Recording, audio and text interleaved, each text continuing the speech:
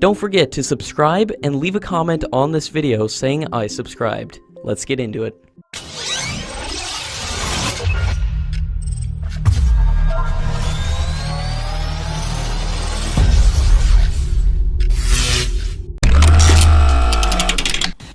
While speaking after inaugurating the first Tejas Operators Conference at the Sulur Air Force Station, the Air Officer Commanding-in-Chief Air Marshal Suresh of the Southern Area Command had stressed that there is a need to focus on further improvements in avionics, radar and other systems for future program like the Tejas MK1A, medium-weight fighter and AMCA. He expressed confidence that the Indian Air Force would utilize its vast wealth of experience to make further versions of the Tejas into one of the finest combat platforms in the world. The timelines and roadmap for its capability enhancement and the measures to step up its production were also discussed at the conference.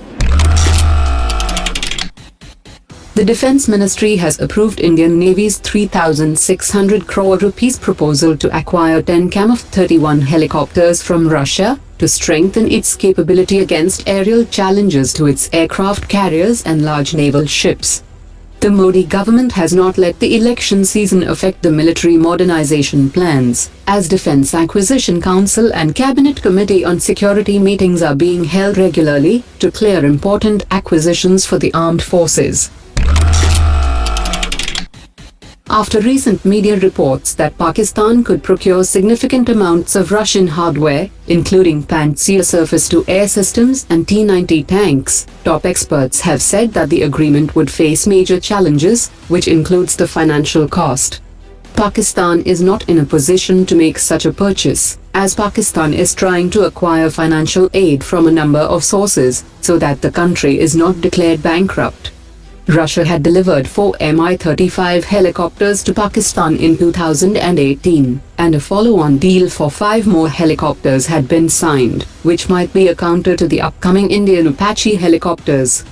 According to experts, individual deals like the additional Mi-35 helicopters might take place, which might be signed in rubles, making the defense imports more expensive.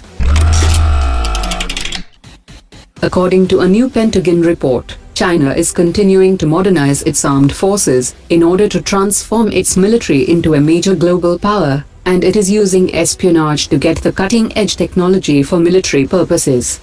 The report also mentioned that China uses a variety of methods to acquire foreign military and dual-use technologies, including targeted foreign direct investment, cyber theft, and exploitation of private Chinese nationals who have the access to these technologies.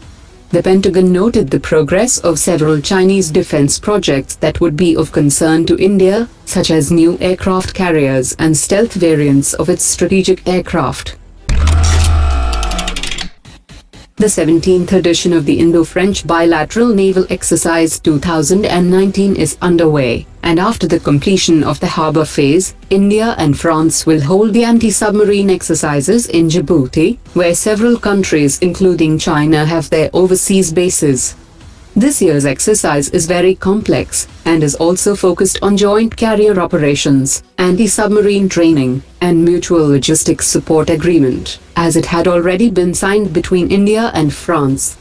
Besides the destroyers and nuclear submarines, the air component of the exercise will witness dogfights between the MiG-29K and Rafale fighter jets, which are going to operate off their respective aircraft carriers.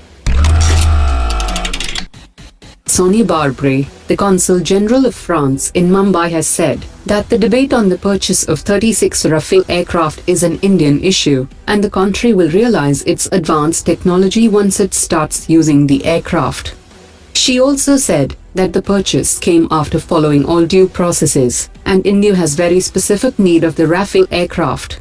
She also added that France will deliver the first batch of Rafale aircraft in the next few months, and India would require more such aircraft.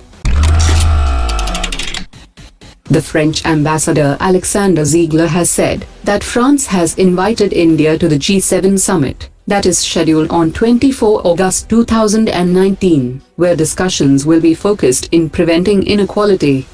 The invitation to India is a significant one, as India is being recognized for the strength of its growing economy and global footprint.